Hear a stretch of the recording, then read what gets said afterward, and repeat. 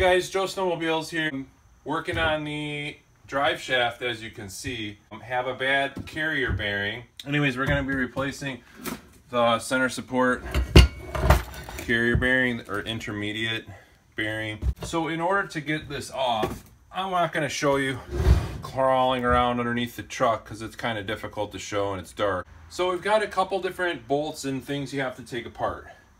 These two Allen bolts go through here.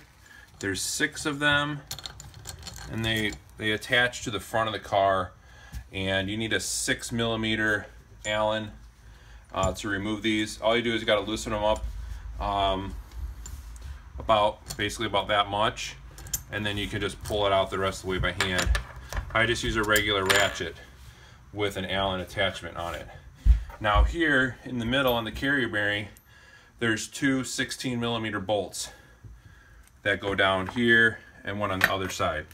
On this one, I use a flexible ratchet, which let me show you. So on these Allens, this is what I use. I use something like that. I use a ratchet that's adjustable like that, and it also, if you push this button, the front flexes so you can get in a lot of different angles. So this is my weapon of choice for this particular job. This 16mm, same thing.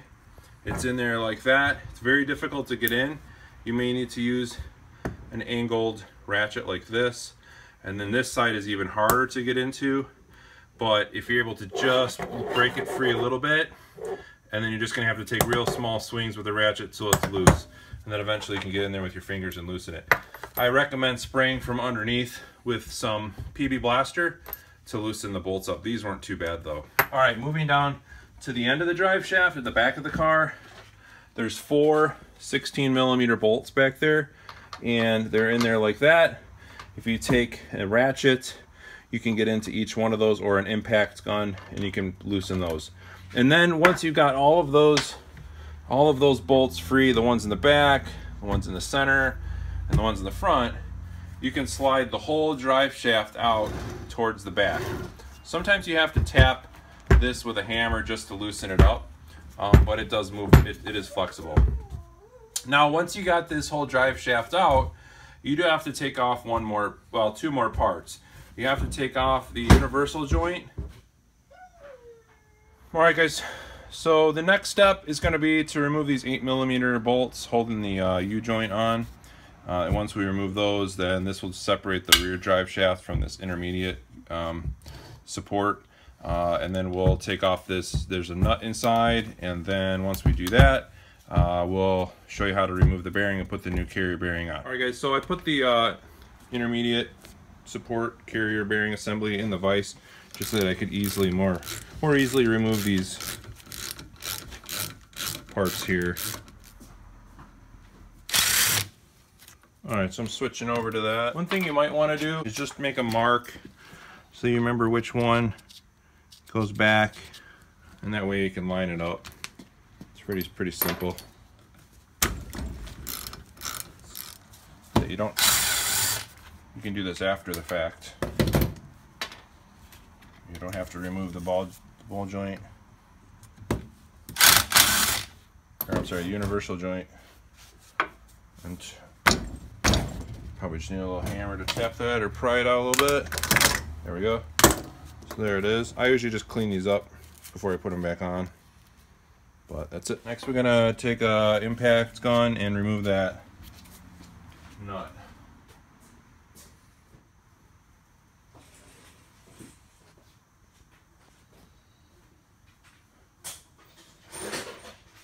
Alright guys, so I think this is like at least like a 23mm, maybe 24, but all I have is a 15/16, which seems to fit on there pretty good, so I'm gonna just see if this will work.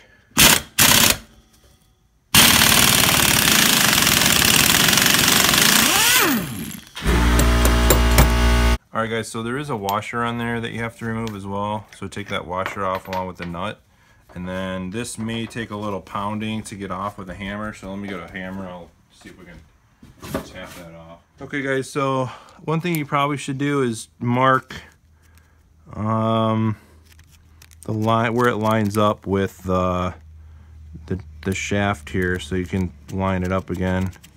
And actually I'm going to put a line on the top here, and I'm going to put a line on the top up here, so you can see. Back it up a little bit there. Yep.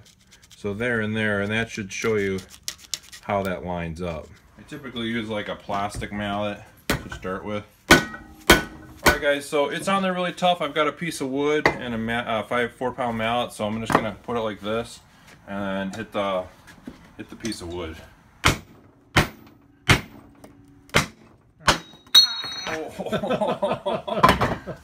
YouTube blooper. Alright guys, so there it is. It was on there pretty good. Now we got to work on the removing the carrier bearing. So this part, you may be able to tap it off, but more than likely you're probably going to have to press or pull this whole bearing assembly off. Right. All right, I'm going to spin this thing. You guys can hear the noise it's making. This is just obviously would be at low RPMs, but as that's spinning really fast, it's going to sound like a fire truck, or even at low speeds, as the balls are starting to wear out here, it makes some really bad noises. So that's how you know your carrier bearing's bad. Alright guys, so I've never removed one of these myself. I had a shop do it last time, so I'm just going to try to pound the rubber part off. And I'm going to try it with just a piece of wood and see what happens. If that doesn't work, we'll probably go to the press.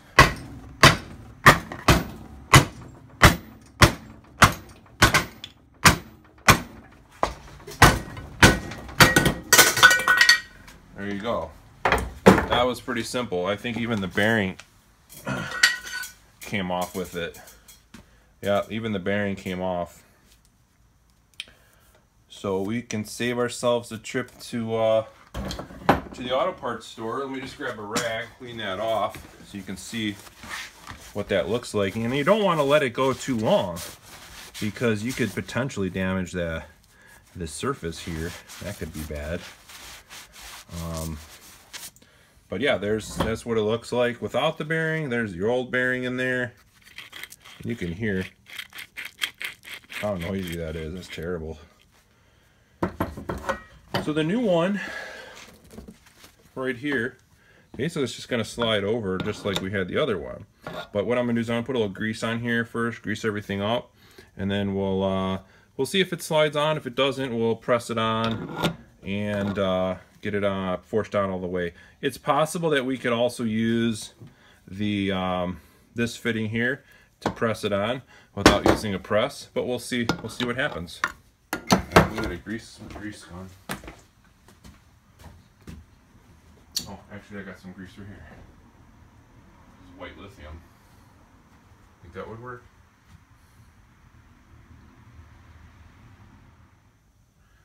Alright guys, so I got some grease here.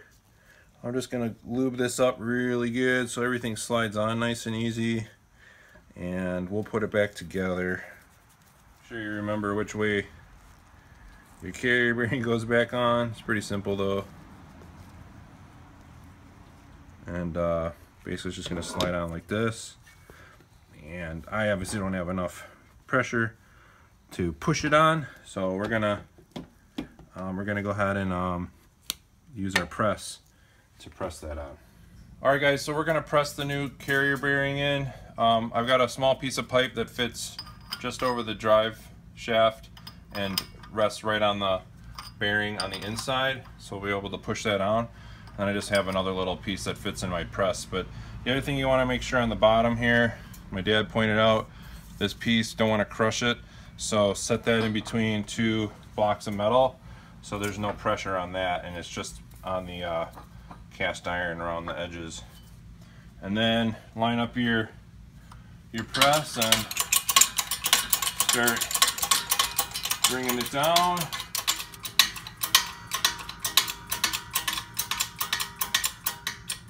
Alright, so just want to make sure you're nice and straight up and down, and then just go ahead and start pressing it on, and every so often look underneath to make sure you've pressed it on far enough.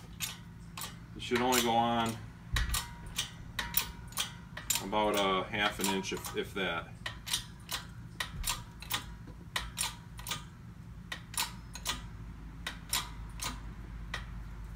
Mosquito. Alright. And you could stop, take your press off, take a look at it, make sure it went on far enough. Take a peek. Let's take a look and see what it looks like so far. So you can see we pressed it on most of the way. It might already be all the way on there. I'm looking at it on the inside. It looks pretty good. Look how nice that spins and quiet. Pretty awesome. I'm gonna press it just a little bit more just to make sure it's all the way on, and then we'll reinstall the other parts. And it feels like it's all the way on there. So that feels pretty good. I'm liking that.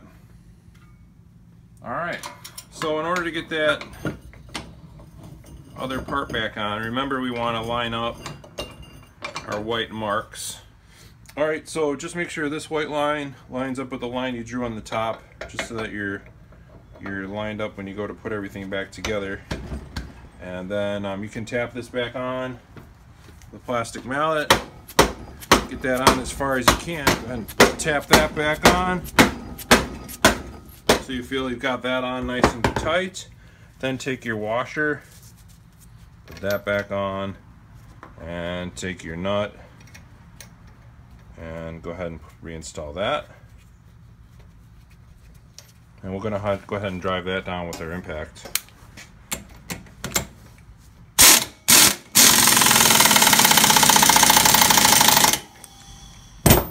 There you go. It looks just exactly like how it was when we took it off. Just about the same amount of threads showing. Ready to reassemble the U-joint. So you may just want to clean off a little bit of the rust on this U-joint to make it fit in there nicely again. You don't have to go crazy on it, but this particular one, I looked it up online. It's about 150 bucks, I think, just for this U-joint here. You just kind of want to make sure they're still spinning good, which they are. That should do it. Line it up with the two light lines. Just like that. We'll put our brackets back on here to hold it in place.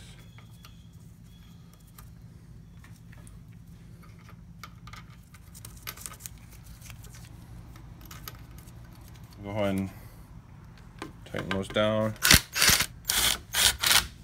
I want to make sure that those fit right inside. There's a little groove that holds the universal joint in place so it doesn't come all the way out, but just make sure that that is inside that groove. So now you're going to put this back in the car. I would probably start by getting everything obviously up in place. Go ahead and maybe get one of the bolts fitted into the back, and probably a couple up here in the front, and then you could start to line up your center. Then once you've got these two bolts in place and started, I would go ahead and tighten those two bolts down. Actually, I'm sorry, before you tighten those two bolts down there, attach your rear drive shaft. So put all 4 bolts in the back there, okay? Then once you've done that, then go ahead and tighten down your two bolts here, and then complete it by tightening those up. So basically start from the back, go to the middle, and finish in the front. All right, there should be some videos over here and down here that you can see how I did some other drive shaft work on a previous Mercedes. It was like a 10-part series, or maybe it was 15 parts. But anyways, hope this was a little bit shorter, a little bit easier to understand. It's about a 3-hour job if you kind of know what you're doing. First time I did it, I think it took me about 4 hours. This time it's going to take me about 2 hours. So it's not a really hard job to do, but you're going to have a little bit of skills. That's all I can say. And patience, a lot of patience. So anyways, guys, hope that helps you. Don't forget to comment below, hit those thumbs up buttons, and we'll see you next time.